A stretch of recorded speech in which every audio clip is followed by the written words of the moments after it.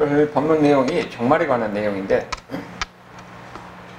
일반적으로 종말에 대해서 이야기를 하면은 사람들이 별로 좋아하지 않아요. 왜냐면은 우리나라가 지금까지 그 기독교 역사를 보면은 종말에 대해서 이야기하는 경우가 거의 대부분 이단교파에서 종말을 강조를 합니다.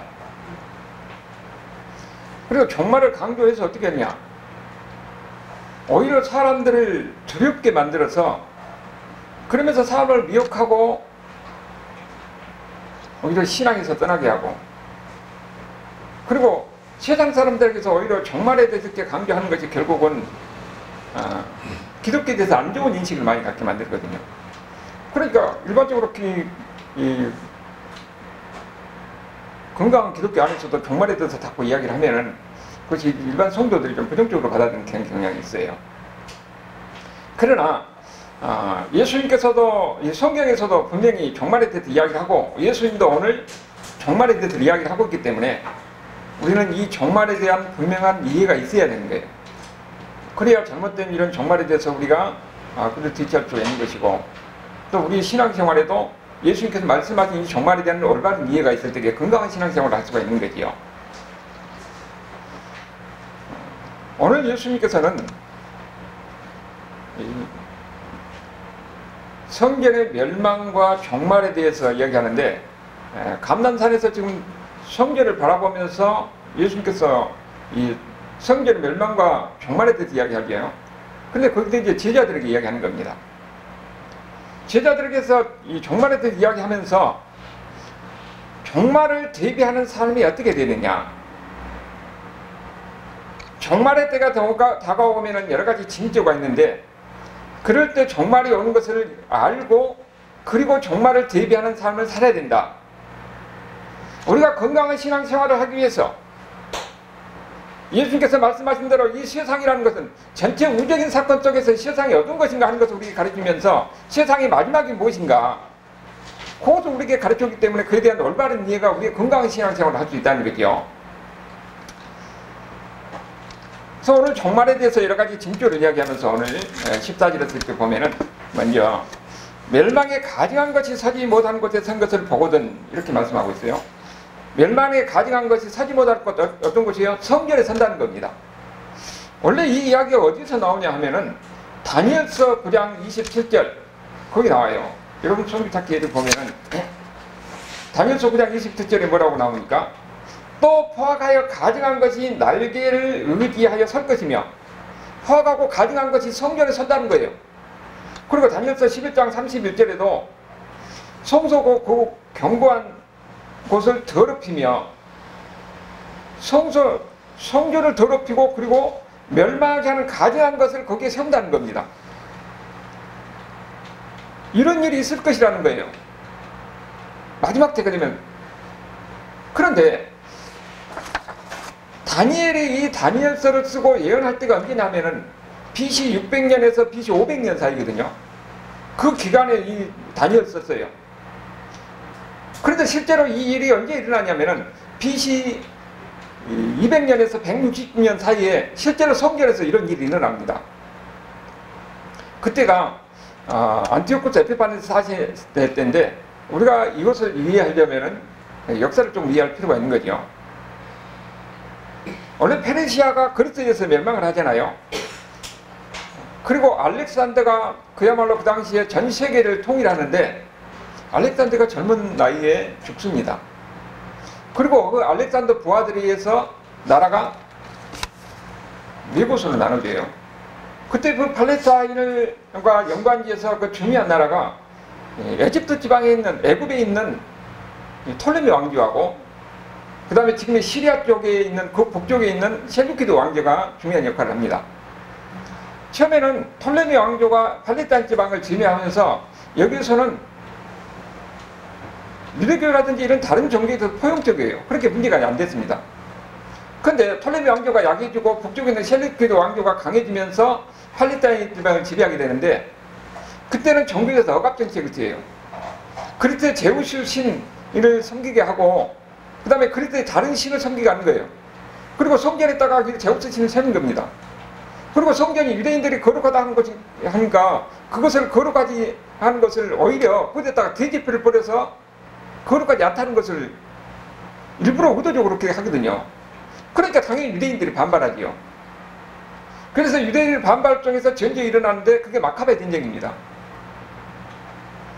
그런데 그때 그래서 유대인들의 생각에는 그 이 셀루키드 왕조에서 안티오쿠스 에피파네스가 그 성전에다가 제우스 신상을 놓고 다른 신앙을 섬기게 하고 돼지피를 거기다가 뿌려놔가지고 성전을 아주 더럽히는 이것이 바로 이 다니엘서에서 이야기하는 여기 멸망에 가증한 것을 서지 못할 것이 산 이 예언이 그때 이루어진 것이 아니냐. 안티오쿠스 에피파네스 사세에 의해서 행하진 이것이 아니냐. 그렇게 생각을 했던 거지요. 나중에 물론 이 셀루키드 왕조는 마카베 전쟁에서 유대인들이 그걸 무너뜨리고 하스모니아 왕조라고 유대인 왕국을 세워요. 그리고 그게 한 100년 정도 가다가 결국 로마에서 멸망하고 로마에 멸망한 이후에 그때 예수님이 태어나는 겁니다. 이 사람들은 그때가 아닌가 그렇게 생각하고 있었어요. 안티오쿠스 에피파네스 사세에 의해서 성경이 들어있을 때 그때가 다니엘서로 이루어진 것이다. 그렇게 생각했는데 지금 오늘 예수님이 뭐라고 그럽니까? 멸망에 가증한 것 사지 못할 것을 보거든. 예수님이 말씀하시는 거예요.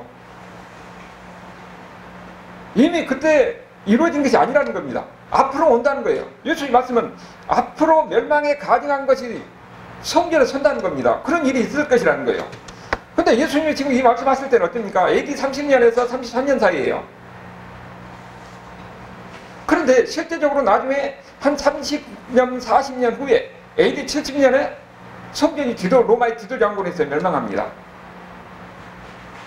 그리고 그때 그 참상을 그 요세푸스라는 그 역사가가 이 전쟁사, 유대 전쟁사를 기록하는 걸 보면은 그야말로 말할 수 없는 그런 참상이 일어나요. 비극적인 것이. 성전이 해파되고 온 세상에 그야말로 비극적인 이런 사건이 일어나는 겁니다. 그러니까 이것이 예수님께서 말씀하실 때 지금 어떤 겁니까? 앞으로 종말의 때가 되면 멸망에 가증한 것이 성전에 서고 성전을 더럽히고 여러 가지 비참한 상황이 벌어지는데 그런 일이 일어날까? 예수님이 말씀하셨는데 정말로 30년, 40년 후에 일이 일어나잖아요. 그런데 그 뒤에 계속 예수님께서 말씀하신 것을 보면은 이것이 전부가 아니에요. 이것은 1차적으로 성전이 멸망하면서 이런 일이 일어났는데 그것은 하나의 모형에 불과한 거예요. 그래서 진짜 궁극적인 종말은 아직 오지 않았다는 것을 예수 이야기를 통해서 우리에게 가르치는 거죠. 그러면은 마지막 종말의 때에 지금 어떤 일이 벌어지느냐? 마지막 종말이 다가오는 그 징조가 지금 어떤 것이냐? 그것을 보면 17절, 19절에서 계속 이야기하잖아요. 지금 여기서 지금 비극적인 그런 상황이 이루어지는 상황을 이야기하는데 그날에는 아이벤 자들과 젖먹이는 자들이 화가 있으리다. 그리고 그날의 환날이 어느 정도냐면은 창조하신 때로부터 지금 창조하신 시초부터 지금까지 이런 환난이 없었고 후에도 없을 것이다. 그러니까 마지막 종말의 때가 되면은 지금까지 없었던 그야말로 엄청난 재난과 재앙이 임한다는 겁니다. 이미 예수님께서 이 마지막 종말의 때 되면은 이런 일이 일어날 것이라는 것을 우리에게 가르쳐주고 있는 거예요. 이런 일이 일어난다고 지금 예수님께서 마지막 이 일주일 동안 지금 십자가에서 마지막 일주일 동안 수요일날이요. 수요일날 오후에 감람산에 올라가지고 성전을 밟으면서 제자들에게 이야기하는 겁니다. 이 성전도 멸망하고 결국은 마지막 종말의 때가 되면 어떤 일이 일어났냐? 이런 아주 비극적인 상황이 벌어질 것이라는 것을 예수님께서 이야기하는 겁니다. 창세에 이래로 없는 대환난이 일어난다는 거예요. 그리고 20절에서 23절을 보면 그때는 특별히 어떤 일이 있느냐? 마지막 종말의 때가 되면은 거짓 그리스도가 나타난다는 겁니다. 거짓 선지자들이 나타난다는 거예요. 종말이 다가올수록 내가 그리스도라, 내가 재림 예수다 하는 이런 사람이 나타나서 사람들을 미혹하는 겁니다. 그렇잖아도 세상이 지금 흉흉하겠지요. 여기저기서 재난이 일어나고 전쟁이 일어나고 개근이 일어나고 이런 상황 속에서 자기가 재림 예수라고 하면서 사람들을 미혹하면서 사람들을 끌어든 겁니다. 그러면서 그럼 어떻게 하는 거예요? 미혹한다는 것은 결국은 믿음에서 떠나게 하는 겁니다. 자기 세력을 만드는 거예요. 지금까지 보면은 예수님 이후에 계속 자기가 재림 예수라고 한 사람이 수없이 일어났잖아요. 지금도 사람들을 미혹하는 가운데서 자기가 재림 예수 하면서 나타난 사람들이 수없이 많아요. 근데 이 사람들은 뭘 하냐면은 이적과 기사를 행한다는 겁니다. 그러니까 이적과 기사를 행하고 병낫기를 하고 하니까 얘가 진짜 이 재림 예수가 아닌가 하고 사람들이 거기에 넘어갈 수 있다는 겁니다. 그래서 예수님께서 미리도 경고하는 거예요. 어떤 기적을 행하고 이적을 행하고 행한다고 해서 거기에 끌려가서 거기에 넘어가지 말라는 겁니다. 사람들이 지금도 이렇게 보면은 여러분 우리가 지금 불과 몇 년 전까지만 해도 모든 이 한국교회에서 알파코스라는 그런 것을 통해서 성도들 막 교육하고 그리고 교회 붐이라고 하면은 막 수단과 방법을 다 안 가리고 다 해요. 그래서 한때 신사도운동이라든지 뭐 이런 운동 교회에 많이 퍼져가지고 이렇게 하면 쫙 하면 장풍 쓰러지니까 사람들이 팍팍팍 쓰러지고 막 지금도 그런 거 많아요. 그리고 아니 이빨이 왜 갑자기 금리빨로 변합니까? 금리빨로 변하는 것이 그건 뭔 상관이에요? 그래서 막 앞에서 간증해요. 내가 기도했더니 이빨이 금리빨로 변했다고. 근데 지금은 그런 소리 쏙 들어갔어요. 그러니까 사람들이 어떻습니까? 아 거기 가면 신비적인 것이 놀라운 것이 능력이 있다면 사람들이 이렇게 모여들잖아요. 그러니까 사실 목회자 입장에서는 교회가 하도 붕이 안 되면 어떻습니까? 그거다 해가지고 여기 기적이 있다고 해가지고 사람들이 몰려서 그렇게 해서 교회가 붕하려고 하는 그런 마음이 있잖아요.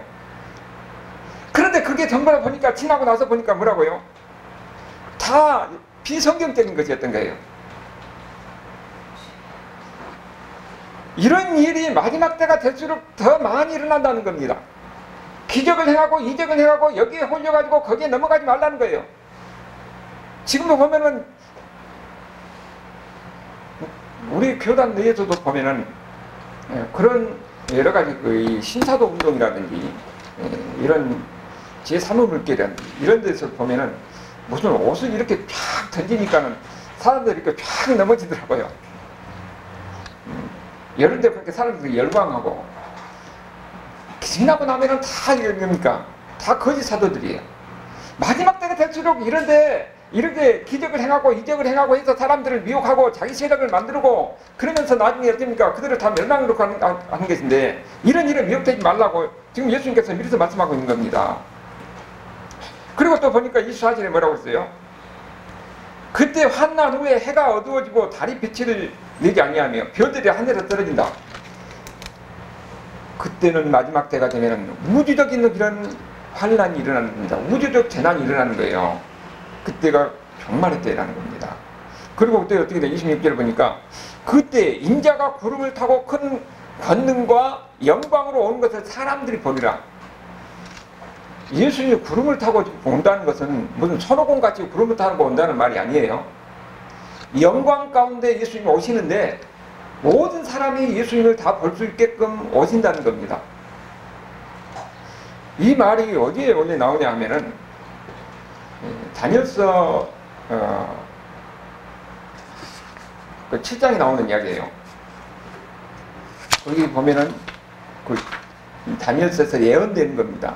다니엘서 7장에 보면은 내가 또 밤 환상 중에 보니 인자 같은 이가 하늘 구름을 타고 와서, 여기서 인자 같은 이라는 것은 예수님을 이야기하는데 예수님의 하나님을 이야기하는 겁니다.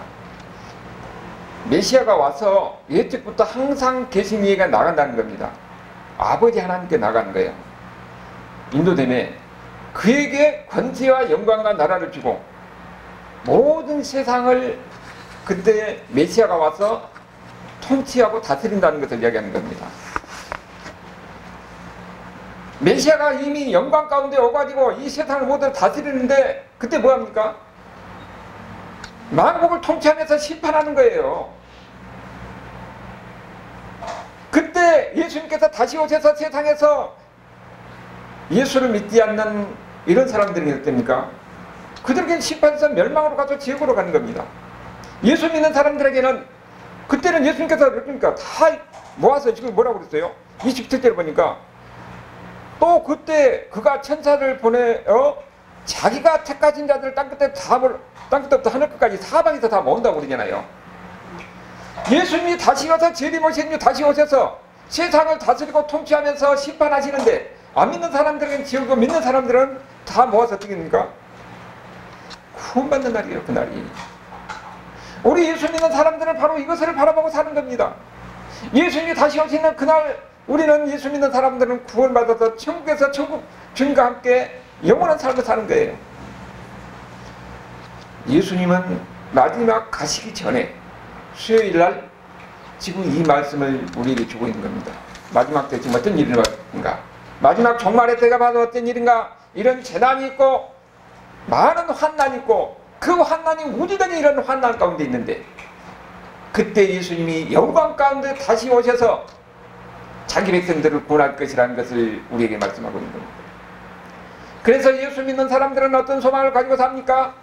예수님이 다시 오셔서 우리를 구원하시고 우리는 주님과 함께 더 이상 슬픔이나 눈물이나 고통이 없는 이런 아름다운 삶을 주님과 함께 영원히 살 것이라는 그 날을 바라보고 소망하고 사는 것이 예수 믿는 사람들의 삶이에요. 예수님이 마지막 가시기 전에 이 말을 우리에게 지금 해주고 있는 것입니다. 종말 때가 되면은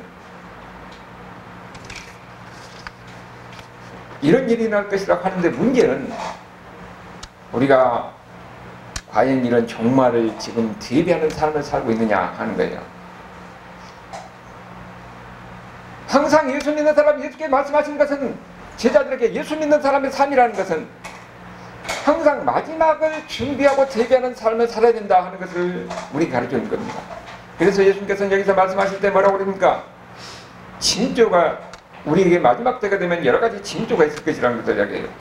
여기서는 멸망을 가져간 것을 이 서지 못할 것에 선 것을 볼 그날이 올 것이고 그리고 이 자연적인 이런 재난이 많이 일어날 것이고 여러분 이거 보면은 항상 우리 가운데서 크고 작은 이런 자연적인 이런 재난, 전쟁, 기근 이런 끊임없이 이렇게 반복되는데 이것이 반복되다 보면은 이전에도 있었고 지금도 있었고 있을 것이라고 해서 우리가 무뎌진 거예요. 그러나 예수님이 말씀하신 대로 마지막 때가 다가올수록 이런 재난이 더 많아질 것이라고 저 아주 커질 것이라고 그렇게 이야기하고 있잖아요. 그러니까 이것이 하나의 징조라는 겁니다. 그리고 마지막에 와서 인자가 세상을 심판하고 믿는 사람들을 구원할 것이다 하는데 그런 날이 이를 때에 그 징조가 어떤 것이냐. 그래서 28절에 무화과 나무 비유를 배우라 그랬잖아요. 지금이 6월절이니까 무화과 6월절이면 주로 우리 달력으로 3월 4월이에요. 그러면 3월 4월 되면은 무화과 나무가 잎이 나기 시작하는 겁니다. 그럼 잎이 나기 시작하는 것은 여름에 되면 무성하니까 이제는 여름이 다가온다는 것을 이 잎이 순하게 난 것을 통해서 알 수가 있는 거죠. 그래서 이것을 통해서 배우하는 것은 뭡니까? 우리가 세상에서 일어나는 여러 가지 자연적인 이런 징조, 재앙에 대한 징조를 보고 마지막이 다가올 것이라는 것을 예수님이 말씀하신 종말이 다가올 것이라는 것을 우리가 알고 그것을 대비하는 삶을 살라고 얘기하는 겁니다. 지금 여기에 예수님께서 말씀하신 대로 전쟁이 들어오고 지진이 있고 재난이 있고 여러분 그 재난은요 지금 우리는 평화시대에 살고 있기 때문에 전쟁의 참상은 우리가 피부로 느끼지 못하는 거예요. 6.25 때 산 사람들은 그 재난을 많이 경험했잖아요. 지금도 우크라이나 전쟁이라든지 그 팔레스타인의 그 전쟁에서 보면은 그 참상은 우리가 간접적으로 우리가 볼 수가 있어요. 마지막 때가 되면 그런 참상이 일어나는 겁니다. 그런데 그것뿐만 아니라 예수님께서 뭡니까? 자연적인 재난도 일어났다고 그러잖아요. 지진이 일어나고 기근이 일어나는 가운데서 모든 그 기근이 일어날 때 그 참상은 사람들이 그 옛날에 스탈린 시대 때 우크라이나에서 거의 한 1000만 명 사람들이 그 곡창지대에서 수탈이 가니까 그렇게 사람들이 굶어 죽는 그 참상의 모습을 사진을 우리에게 보여줘요. 그리고 자연적인 재난이 일어나면은 우리가 일본에서 봤잖아요. 해일이 일어나가지고 완전히 다 쓸어가 버리니까 쑥대밭이 되버리니까 그러니까 예수님께서 이것을 보면서 뭐라고 그럽니까? 이미 이런 자연적인 이런 재난, 지진이 있고 전쟁이 있고 기근이 있고 이런 엄청난 재난이 마지막 종말이 가까울수록 이런 것이 곳곳에서 많이 일어난다고 이야기하는 겁니다. 그러니까 그때가 다 보면은 항상 이 종말이 다가왔다는 것을 알고 예수 믿는 사람은 그것을 대비하는 삶이 살라고 이야기하는 거예요. 그런데 그 일이 30절에 보면 뭐라고 그럽니까? 내가 진실로 너희에게 말하노니 이 시대가 지나가기 전에 이 일이 다 일어나리라. 여기서 이 시대라는 것은 우리가 이야기하는 30년 여기서 이런 시대가 말하는 것이 아니라 여기는 창조부터 종말까지 전 기간을 이 시대라고 얘기하는 겁니다. 다음 시대는 종말 이후 시대를 말하는 거예요. 그러니까 이때 이 세상이 종말할 때까지 이런 계속 진짜로서 이런 재난이 환난이 엄청난 이런 재앙이 일어날 것이라는 것을 이미 예수님께서 우리에게 말씀하고 있는 겁니다. 그래서 그때가 되면은 이미 세상의 종말이 다가왔는 것을 알라는 것이죠. 그리고 이 엄청난 이야기를 하면서 31절에 추가로 말씀하시잖아요. 천지는 없어지겠으나 내 말은 없어지지 아니하리라. 여러분 우리가 생각할 때 그러잖아요. 아니 지금 우리가 보면은 전혀 세상에 종말이 올 것 같지도 않은데, 아니 뭐 전쟁은 물론 수없이 역사적으로 보면 수없이 있었고 이런 자연적인 재난이나 기근이나 이런 것도 수없이 있었고 반복되는 가운데서 있는데 마지막 되면 그 종말이 이런 것도 보고 어떻게 이 마지막 그 종말이라는 것을 어떻게 알 수가 있느냐. 그러나 우리는 어찌됐든 예수님이 말씀하신 말씀대로 마지막 종말이 다가올수록 이런 전쟁이나 기근이나 재난이나 자연적 재난이나 이런 엄청난 사건이 있을 것이라는 것이요. 그때 우리는 그냥 있는 사건이라고 그냥 보지 말고 예수님이 말씀하신 대로 이런 것이 이런 재난이 일어났을 때는 이미 마지막 때가 다가오구나 하고 그리고 우리가 느끼고 우리 예수 믿는 사람은 그것을 대비하는 삶을 살아야 된다는 것을 이야기하고 있는 겁니다. 그러면서 예수님이 말씀하신 건 뭡니까? 내 말이 천지가 없어져도 내 말은 반드시 이루어진다고 이야기했어요. 내 말이 반드시 이루어진다. 영원하다는 말이 아니라요. 영원하다는 말은 하나님 말씀만 영원한 겁니다. 그러니까 예수님 말씀하시면 예수님이 곧 하나님이라는 거죠. 여러분 이 말은 예수님이 말씀하신 것은 하나님의 말씀이고 하나님 말씀하신 것은 분명히 이루어진다는 겁니다. 그래서 우리에게 중요한 것은 우리가 지금 이 말씀이 우리가 이해가 되지 않을 것 같지만은 예수님이 말씀하신 것은 반드시 이루어진 겁니다.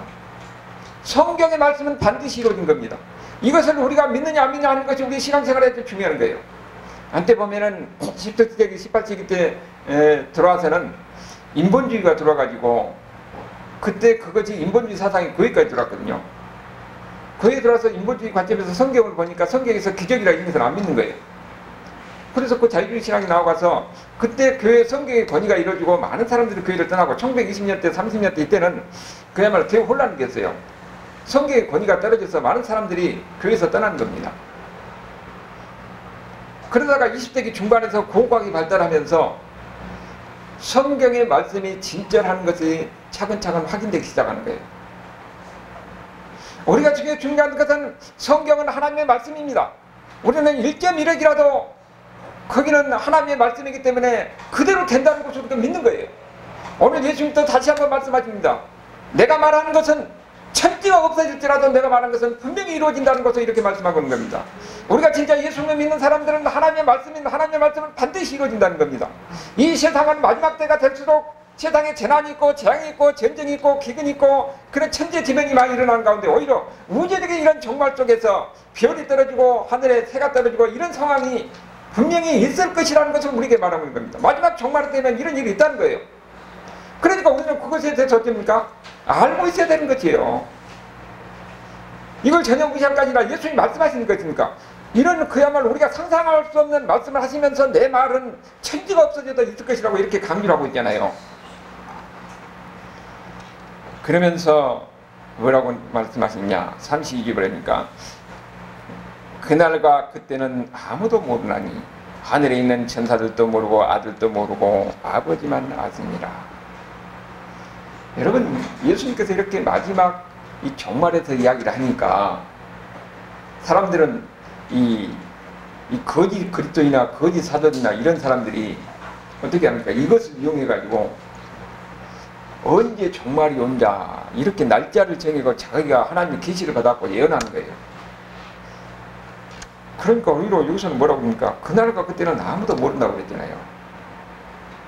우리가 지금 불과 몇십 년 전에도 뭐 10월 복음 해가지고 엄청난 그 사건이 있어요. 미국에서 뭐 방송국까지 와가지고 그걸 중계하는 그런 사건도 있었어요. 근데 그거 지나고 나니까는 하나님이 무슨 그 사람한테 아무도 아버지도 모르고 아무도 모른다고 그랬는데 무슨 자기한테 계시를 줘가지고 뭐 10월 뭐 28일 날 무슨 세상이 종말이 온다고 그렇게 이야기합니까? 그러니까 사람들이 거기에 미혹해가지고 근데 종말이 오는데 자기는 감옥에서 편안히 자고 있어요. 여러분 여기에 속지 말라고 이제 미리서부터 이야기하는 겁니다. 근데 여기는 뭐라고 그랬냐면은 항상 그러면서 깨있으라고 그러잖아요. 여기 이 말씀을 이야기해서는 우리가 유대의 결혼 풍습을 이해할 필요가 있습니다. 유대 결혼 풍습을 보면은 처음에 정혼을 해요. 정혼을 하면 아버지하고 아들이 와서 그 여자 집에 가서 정혼을 합니다. 근데 어떻게 보면 약혼 비슷한 거지요. 근데 약혼 비슷한 건데 약혼보다 조금 낫다는 게 나는 거예요. 정혼을 해놓고 그 다음에 다시 돌아가요. 다시 돌아가서 아버지 집에서 그 마당에다가 아들이 집을 짓습니다. 그러면 집을 지면은 다 지면은 아버지가 됐다 가서 데려오라 그러거든요. 그러니까 아들은 아버지가 언제 가라 할지 그것만 바라보고 있는 겁니다. 결정은 아버지가 하는 거예요. 아버지만 알아요. 그러면 그 신부는 어떠느냐?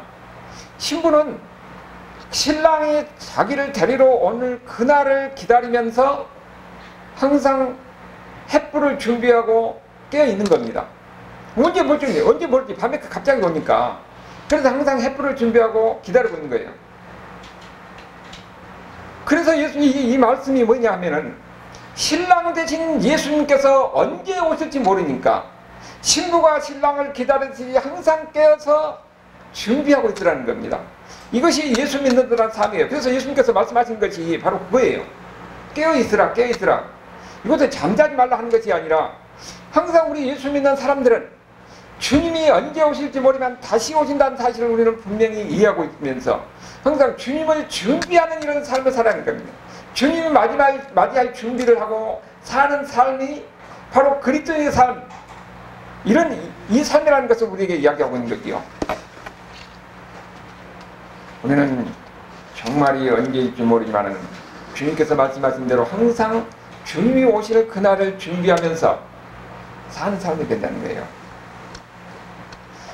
지금 예수님이 누구에게 말씀하냐면은 감람산에서 성전을 바라보면서 제자들에게 이야기하고 있잖아요. 예수님이 이제는 수요일날이니까 목요일날 기록을 했으니까 금요일날에는 십자가에서 가십니다. 가지면서 제자들에게 가지기 전에 이제 제자들에게 이야기하는 것이요. 너희들은 마지막 세상에 종말의 때가 오게 되는데 그때는 아무도 모른다. 그러나 그 날이 올 것이라는 것을 너희는 알고 항상 준비하고 대비하는 삶을 살아가는 겁니다. 항상 그 날을 맞이할 준비를 하고 있으라는 거예요. 그런데 그것을 제자들에게 하는 것뿐만 아니라 모든 예수 믿는 사람들에게 하는 말입니다. 예수 믿는 삶이 무엇입니까? 항상 주님을 맞이할 준비를 하고 사는 사람이에요. 우리는 이게 보면은 세상의 종말에 대해서 이야기하면 우리하고 먼 이야기이지요. 그건 모르는 겁니다. 종말은 언제 올지 모르는 거예요. 그러나 항상 준비하는 삶, 그게 바로 깨어있는 삶이라는 거예요. 근데 그 종말이 오기 전에 우리 개인의 인생의 종말은 우리가 죽음으로써 끝나는 겁니다.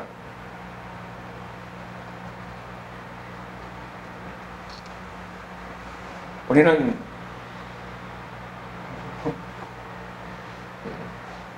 개인의 종말이 오게 되면은 우리는 어떻게 됩니까? 그 다음에 그때가 바로 우리는 주님을 만난 날이에요.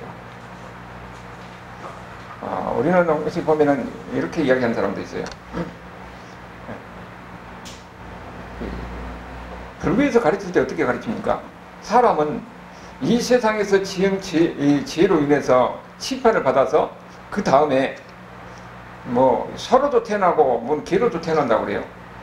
그리고 그 값을 치르고 그 다음에는 더 좋은 것으로 태어난다. 그래서 이 세상에서 다음 세상에 더 좋게 태어나기 위해서 공을 쌓아야 된다고 그렇게 얘기를 가르치나요. 그게 바로 윤회 사상이에요.